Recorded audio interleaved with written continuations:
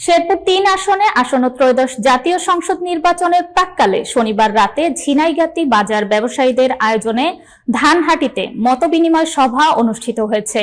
শেরপুর প্রতিনিধি মোহাম্মদ আমিনুল ইসলাম রাজু জানান, সভায় উপস্থিত ছিলেন বিএনপির ধানের শীষ প্রতীকের মনোনীত প্রার্থী মোহাম্মদ মাহমুদুল হক রুবেল, ঝিনাইগাতি ক্ষুদ্র বণিক সমবায় সমিতি সভাপতি আলহাজ মোখলেসুর রহমান খান মক্কুর সভাপতিত্বে অনুষ্ঠিত সভায় প্রধান অতিথির বক্তব্যে রুবেল বলেন, ব্যবসায়ী সমাজ দেশের অর্থনীতির চালিকা শক্তি। বিএনপি ক্ষমতায় এলে ব্যবসায়ীদের নিরাপত্তা নিশ্চিত করা হবে এবং বাজার ব্যবস্থাপনায় শৃঙ্খলা ফিরিয়ে আনা হবে। এ সময় ব্যবসায়ী নেতৃবৃন্দের পাশাপাশি বিএনপি ও এর অঙ্গ ও সহযোগী সংগঠনের সহস্রাধিক নেতাকর্মী উপস্থিত ছিলেন।